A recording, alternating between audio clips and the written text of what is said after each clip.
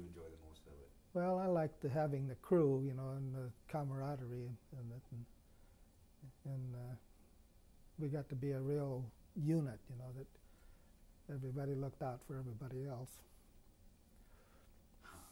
And it was a B-17 was a plane you could really trust. You know, it'd fly through practically anything. It seemed like, you know, it'd fly with 2 engines out and still fly, but you'd lose altitude probably. In fact, on my last mission, we got 2 engines shot out on the same side too, and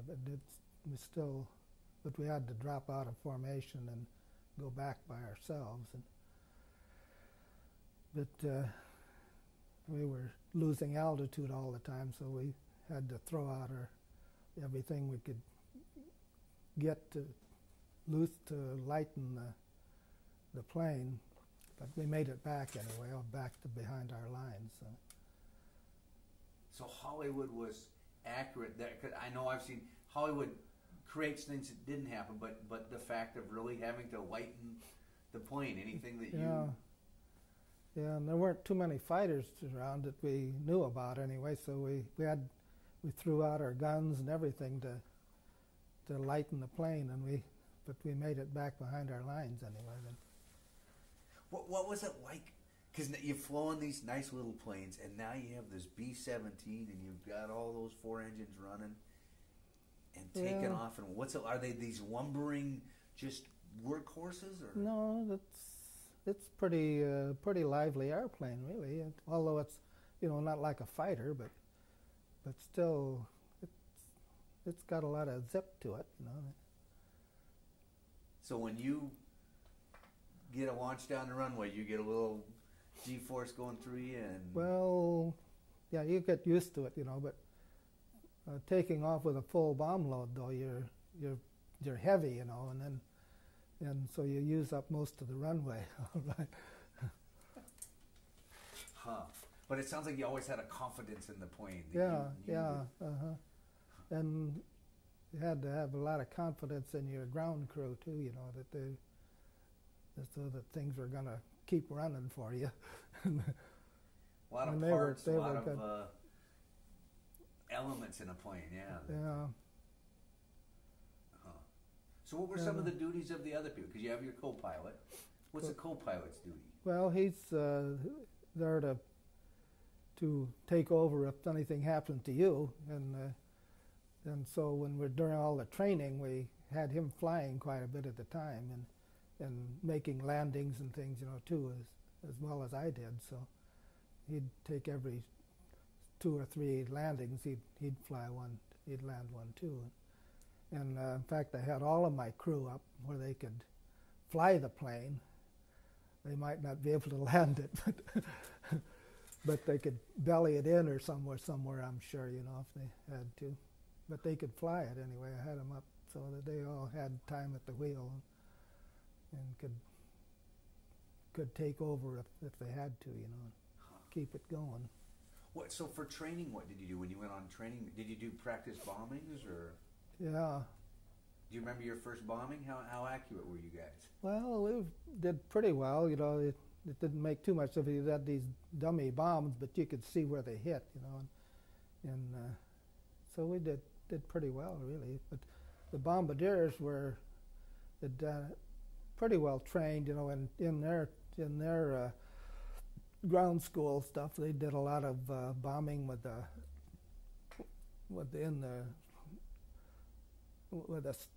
Norden sight on a thing that they had in their training. I mean, it was kind of like a little stand with this bomb sight on there, and then they had a kind of a map below it that they'd go over, wheel up onto that stuff, you know, and they'd keep adjusting all the time, and it just stimulated the actual bombing from the airplane. So they were pretty good when they got assigned to a crew. So what's your job then as a pilot? Well, On a bombing On a mission. bomber, you're to fly it. You're fine. I get peak once in a while. You're, I know these aren't the most comfortable chairs. I apologize. Of course, you take off and land is the main thing, but then you have to fly formation and fly it to the initial point at least, and then you usually put it on when you get to the initial point of your bomb run. You put on autopilot, and then the bombardier flies it from the bomb site is hooked into the autopilot. So you have to keep all the instruments and the engines going at the same speed and everything. So you get a smooth flight if you can. You can't be moving around, and going here and there. You got to stay right on one track all the time until you release the bombs. So once you get to I didn't realize that. Once you get to the bomb site, you put it over on autopilot, and the bombardier is now. Yeah, he's actually flying the plane right up from the initial point up to the where you drop the bombs. Wow. And then bombs away, then we put it back on, take the autopilot off, and you're manually flying it again then. Huh. So is there much chatter on and they really do say bombs away? Do they really? Yeah, the bombardier will say when he releases the bombs, he'll say bombs away. And then, can you feel them? Can you? Yeah, your plane rises.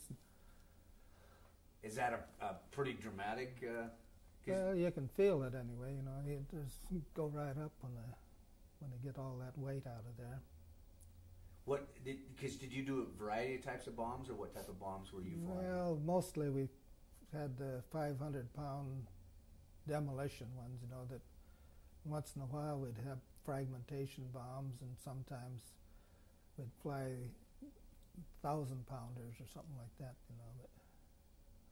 But most of the time we flew the kind of the regular, you might say, or go for railroad yards is the main thing, or factories. We tried to hit our targets all the time, not just go into the town or something, Now, as a pilot, do you see the ground where they're being bombed, or you're in charge of formation? You can see the ground, but you're in a formation. You have to keep in formation, and for the first couple of missions, I flew, in formation with some other one. Then after that, they selected me to be a lead pilot, and then you're up in the lead. So, but you have to be real careful about how you fly, because if you make a small turn, by the time it gets back to the guys in the back, they're struggling to keep up. So you must have been pretty good if they put you up in the lead. Then they must have. Well, I don't know, but the first mission we lost quite a few planes. We lost our lead, and 3 planes right around that just went up in one big puff of smoke. Must have got hit right in Bombay or something, and the whole thing went up, and so they lost the lead and the deputy lead and a couple other planes right at one time, and in fact, a lot of the planes in our squad, I was the only one in the squadron that came back that day to our field. Some others landed at other fields, so but they had a lot of casualties then, and so you went up pretty fast if you lasted, and I didn't last very long either. I only got in 6 missions. But so where were you flying out of? Where were you home basing from? Well, from Framlingham, England, and up by Ipswich. 390th Bomb Group. 390th? 390th, yeah. So, and when did the 390th have a nickname? I know a lot of them had. No. Did your plane have a name? Well... Or is that all Hollywood where we see the, the drawing of the... No, they had, but I didn't name it. There was already named. I can't remember what the... I didn't fly all one plane because I right after I only flew a couple missions, then they put me on this lead crew training thing. So I flew all over just by myself with a crew, all over England and over onto the continent, and just practice bombing and practicing what they wanted you to do as a lead pilot. And so that took up a couple of months, and then I got back on combat duty, and I flew only just maybe 4 missions after that before they got me out of it. Because I ended up in the hospital took 2 years to get out of the hospital, and I had flak through my leg here, and it got osteomyelitis in it, and so it took quite a while to get me healed up enough, and by that time the war was over, so I never did get back to flying again. So when you take off in these squads, this is the one thing the hardest thing, because I hear people talk about it, but to imagine, when you're taking off, how big are these squadrons? It's not just 2 planes going. 12 in a squadron and 36 in a group. And you take off from your field, the group has with 36 planes taking off. And you start to take off individually, and then you circle up. And usually over there it was all that through the clouds, so you were had to circle up at a certain circle, so much bank and so much altitude you're gaining all the time, because if everybody just went up on their own, then you'd be colliding with somebody for pretty sure, but you took off in intervals, and everybody went up like this, and then you got up through the overcast, and then you could see what was going on, and then you'd get your group together, get your squadron together first, and then the group, and then they had to go join the whole air stream there. So that was probably 1,000 planes at that time that you had to get all in. But you have to be over a certain marker at a certain time. It's kind of tricky to get that many together and get them over this place at a certain time to meet the other guys that are coming in maybe from here and get into your right position in the whole stream there. It worked out pretty well most of the time. That must have taken a fair amount of time just to do that. Yeah, initial organization. Yeah, the assembly took quite a bit of time, even to climb up to, you probably 20,000 feet or something like that, or depending on where the top of the clouds were. Did they lose planes doing that? I mean, were there people that... Oh, yeah, once in a while they'd have a collision and you'd lose planes doing that. So then now we get all these planes together. What were some of the targets that... Well, first of all, is it loud? I mean, what's it sound like? Well, you don't hear much. Of course, your plane, you hear mostly just your plane motors, but from when you're inside the plane. But if you're down on the ground, it's a real roar. You go with all these planes going over, And I've seen that quite a few times with you can see the bomber stream going out, and it's quite a sight. But they go for miles and miles, That's so hard to imagine. I mean, not having seen 1,000 planes. Yeah. When you're up in the air, what's it like? I mean, are you just looking out at a sea of planes left and right in front? Well, no, except when you're in the lead. No, you only see even then, if you look around, you can see other planes around, but mostly you're busy flying your own formation, you know, and you're just kind of following the lead. And how tight are you? I mean, if you look across, are you can see pilot to pilot? Oh yeah, yeah. In fact, you'll fly with one wing here of this plane, and your wing will be back here. Wow.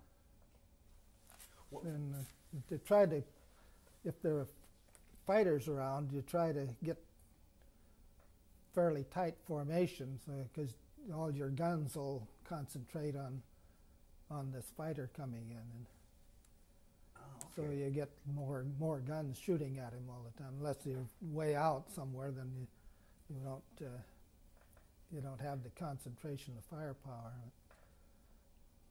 Huh. It's interesting because I would have thought you would have spread out so you're less of a target. Where if you all come, but I didn't think about the fact that you also now have all this firepower coming at. You can just put a whole blanket out there. Yeah, our group shot down, I think, 152 planes one day. In one day? Yeah. We did shot down more than our fighters did by a long ways, but they were right there at us, you know.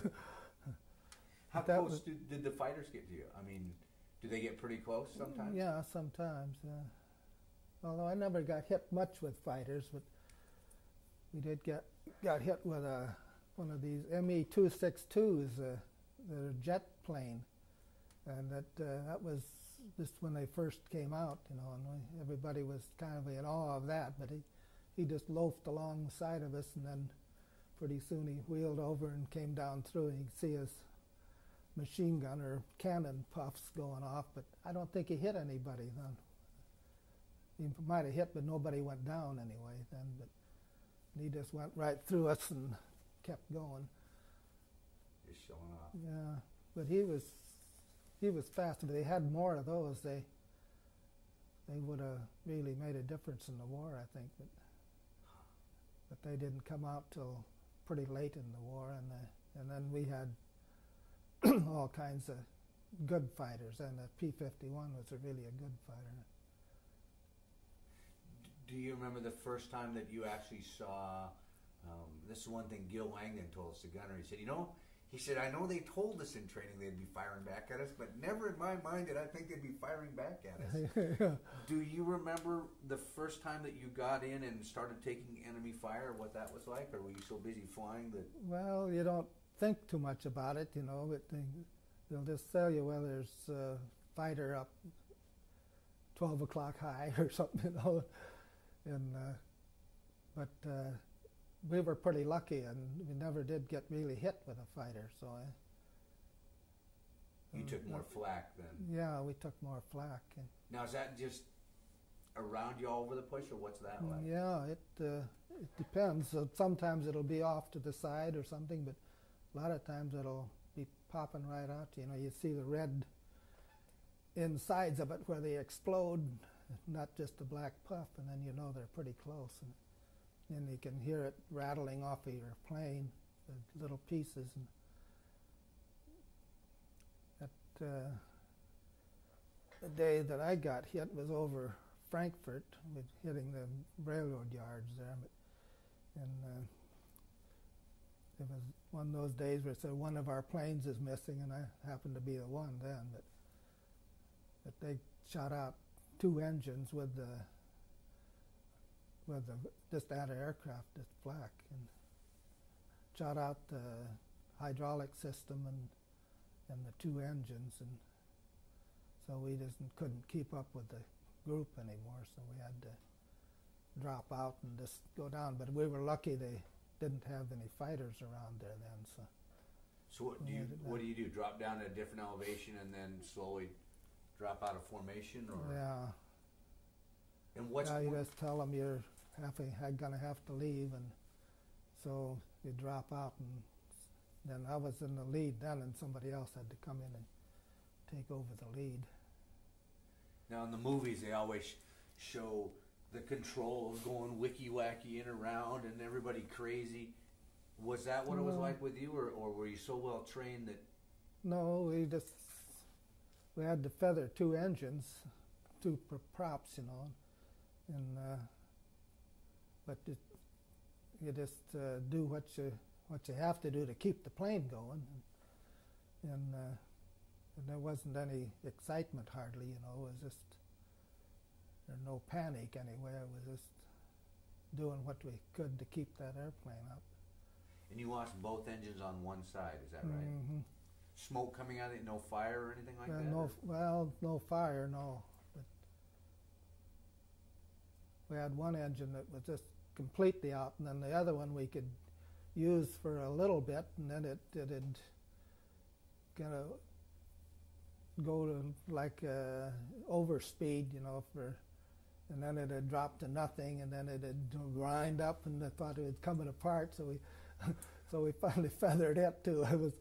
It was better with just the two engines and the one that was acting up like that. I guess that attests to how great the B-17s were, the fact that two engines that you still had. Two engines, on one side especially, they'd still fly. Although I say we couldn't keep altitude with the weight in there, so when we got down pretty low, then we started throwing out everything we could to keep the weight up, you know, from getting us down anymore. And then we called into an emergency field. When that Battle of the Bulge was going on, they had an emergency field just within by Reims, France, there, and they set up an emergency field there that we could come into. So we called in and just got a straight-in approach and got landed all right.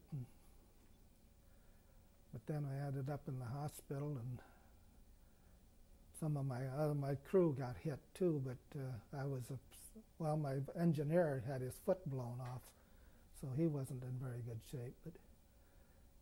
But then I ended up with my leg that got osteo in it because it got infected. So you took a piece of flak? Is that what? So did you know that when it happened? Yeah. I mean, probably a stupid question, but painful or? Well, it was when, especially after after a little while it was, you know, when the numbness kind of wore off. But we got down anyway. So. All your crew survived then? Yeah, they all survived. Huh. And the wounding, the wounds were all flak-related wounds within there. But then my crew was broken up, and the ones that got back to the field, then they